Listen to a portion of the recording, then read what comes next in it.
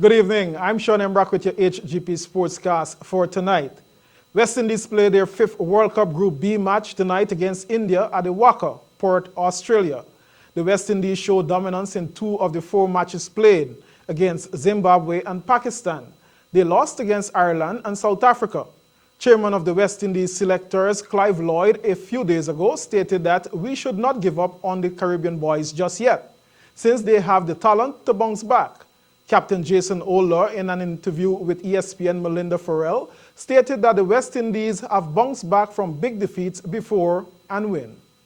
I think importantly, everybody just needs to know their particular role and just they need to know that they just need to execute it. I think everybody executes their role, the job becomes a lot easier. The West Indies will take on India at 2:30 a.m. in their Group B match and will be looking to overhaul the Indian side. How do you feel you're placed at this point going into this match? Well, it's obviously an interesting table at this present time. What's going relatively decent for us is that we have a decent run rate. I think it's important that we just take it stage by stage, game by game. Obviously, we have India tomorrow. We need to beat them and then move forward into the UAE game. India, on the other hand, won 3 matches and will want to make this match against West Indies their 4th win at the World Cup. GFF in a position to offset contracts the organization entered and to finance the preparations of the national and under-23 team currently preparing for the World Cup 2018 and the Olympic, respectively. The FIFA Women's World Cup is about 3 months away and the state of women's football in the country is dejected. GFF Technical Director Claude Bolton shared with AGP Sports the view that the development of women's football is one of the main programs the technical and normalization committees are targeting. We're sitting down now as a technical team with the NC to devise a few different plans. I think I'd mentioned once before in dealing with you that grassroots, youth development, women's football, and coaching education will be our priorities. With regards to women's football, some of the pieces of the puzzle have to fit together, so coaching education on a whole will help us identify some people who can help us lead our new women's programs. Bolton says the 2 committees want to start developing women football from the early stages. Football day camps for the summer is also something that's on the agenda. So the main programs will be this. As we have our grassroots programming, first of all, we will start to look at the base or the pool of 12-year-old girls across the country in their regions. Obvious reasons, we don't want to pull them out of those regions at those young ages in encampment or anything, but we'll have some technical team look at them. We're also looking at exploring having some camps in the U14 age group across in a couple regions, meaning an actual day camp, a free day camp some girls can come to. We'll try to get through to the schools that they'll have this opportunity in the summer.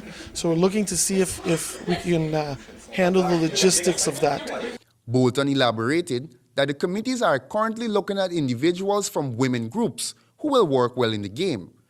They will be trained as coaches and administrators in women's football. Women's football, 15 and above now, we're looking at having some conferences and workshops with people directly involved with women's groups. So Berbice, Georgetown, Linden, I believe Bartica, there are a few areas that have groups of women now. So we want to bring in the people heading those groups and say, look, here's our plan going forward. Who do you have that we can train as coaches? Who can we train as administrators? That will lead to the big announcement will probably be about we're looking to have a development league, you can call it, for women. The assessment of the development league will lead to the employment of a professional women's league that will contribute to the overall advancement of women's football. This is Calvin Chapman for AGP Sports. Women's football in Guyana appears to be at a standstill, but GFF Technical Director explained to HGP Sport the plans he has in store. Calvin Chapman files that report. A cash-strapped GFF was taken over by the FIFA-installed Normalization Committee months ago. The GFF is creeping its way out of debt by implementing systems, and the appointment of needful officers to key posts is helpful. Chairman of the committee, Clinton Horling, stated at a press conference on Wednesday that all contracts presently entered into by the Federation will be honored. We have just enough to pay and to honor our contracts with both these gentlemen. here today. Funds were released by FIFA to all its associations for the preparation of teams for the 2018 World Cup. Guyana received a portion of its quota after justifying the need. We're happy that the maternal organization for the federation, which is FIFA, in December they had their their last executive committee meeting, and they approved $300,000 US for each member association, member federation, to additional bonus to the FA for them to prepare for World Cup qualifiers and for all other tournaments. Further sums are expected from the proceeds of the 2014 World Cup. Erling said this must also be justified before monies are released. The World Cup, what's that? Which one? Given the previous World Cup. Again, we've applied for all the bonuses and monies from FIFA that we're eligible for. Again, we need to justify. Chairman Erling indicated too that the Federation is engaging various business organizations and the government, with the objective being to work together with their sponsorship as the Federation develops a marketable football product. The Jaguars are ranked number 1 in this year's WICB Professional Cricket League 4-day tournament with 107 points. Barbados Pride and Windward Islands Volcanoes stand second and third with 82 and 80 points. The Jamaica franchise is way behind in fourth with 60 points, Trinidad and Tobago Red Force 47, and Leeward Islands Hurricanes 17.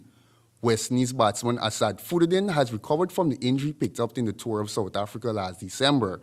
He replaces fellow Barbadian batsman Shemron Hitmeyer in the 13-man squad. The Guyana Jaguars squad includes West Indies talisman Shivnarine Chandrapal, Dionarine, Bishu, and Veersamy Pormal, who is the tournament's leading wicket taker.